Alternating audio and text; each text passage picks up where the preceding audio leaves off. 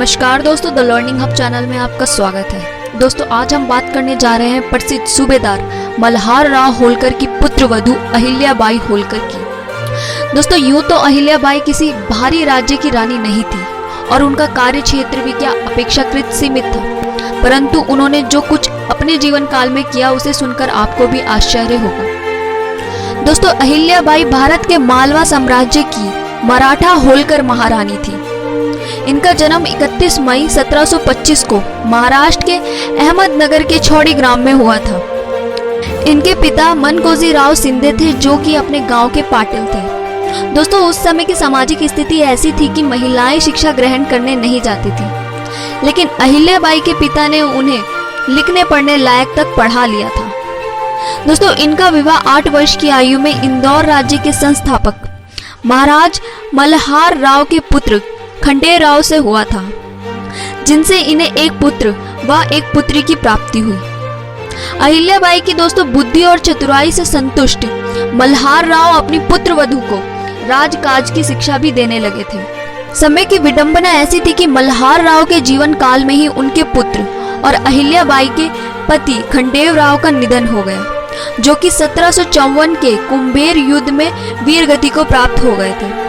दोस्तों अहिल्याबाई के जीवन से यह दुख की घड़ी समाप्त भी नहीं हुई थी कि 12 वर्ष बाद इनके ससुर मल्हार राव होलकर की भी मृत्यु हो गई, जिसके बाद मालवा साम्राज्य का पूरा भार अहिल्याबाई पर आया और इनको महारानी का ताज पहनाया गया। दोस्तों विधि का विधान कुछ इस तरीके से लिखा गया था कि 1766 में इनके एकमात्र पुत्र माले राव का भी निधन हो गया।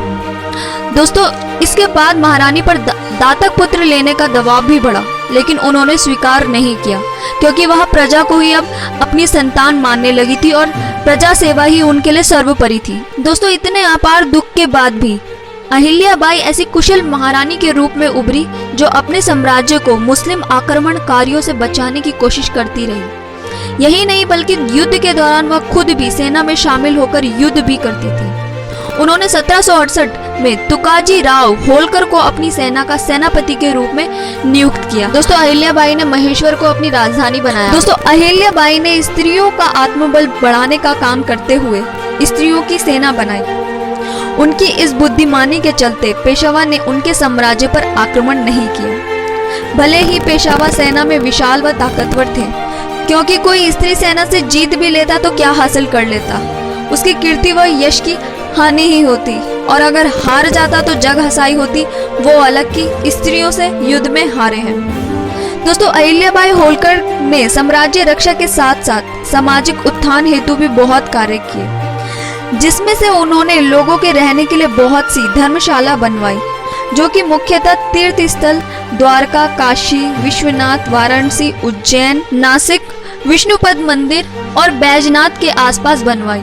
इन्होंने सोमनाथ में शिव मंदिर का निर्माण भी करवाया। इतना ही नहीं दोस्तों, इन्होंने भारत भर में प्रसिद्ध तीर्थ और स्थानों में मंदिर बनवाए, घाट, कुओं, बावड़ियों का निर्माण करवाया और साथ ही मार्ग भी बनवाए। इन्होंने भूखों के लिए अन्न क्षेत्र खोले और मंदिरों में विद्वानों की नियुक्ति की। दोस्तों बनारस का प्रसिद्ध मणिकर्णिका घाट 50,000 रुपए की लागत में 1777 से 85 के बीच में इसका निर्माण करवाया गया था अहिल्याबाई द्वारा। दोस्तों कलकत्ता से बनारस तक की सड़क, बनारस का अन्नपूर्णा मंदिर, गया में विष्णु मंदिर इनके द्वारा ही बनाए हुए हैं। इन्होंने दोस्तों इंदौर को एक छोटे से गांव से खूबसूरत औद्योगिक शहर बनाया।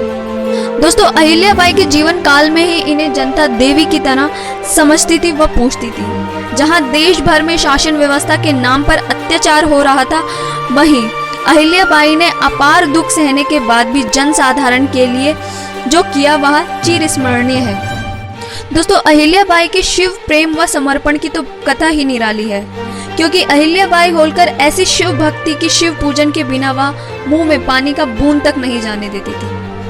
उन्होंने अपना सारा राज्य महादेव को अर्पित कर रखा था और स्वयं को सेविका मानकर शासन करती थी।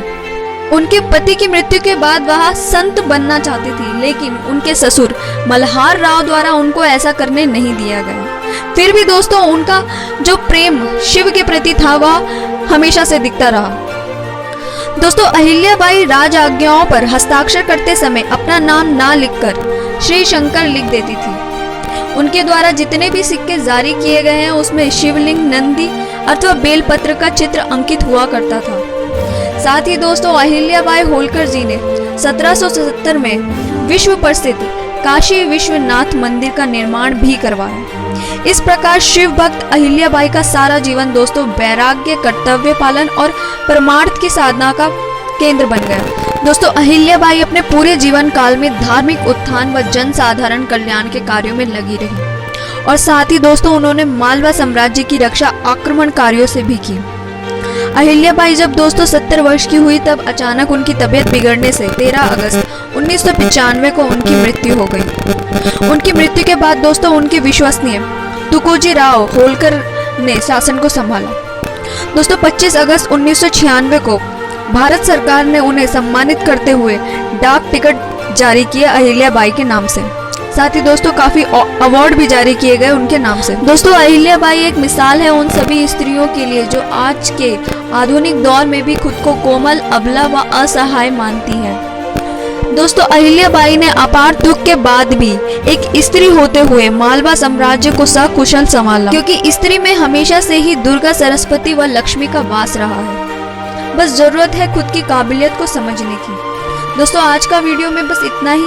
आपको हमारा वीडियो प्रेरणादायक लगा है तो लाइक, शेयर, सब्सक्राइब करना ना भूलें। साथ ही दोस्तों अपने सुझाव हमें कमेंट बॉक्स पर लिखकर जरूर भेजें। तब तक के लिए जय हिंद, जय भारत।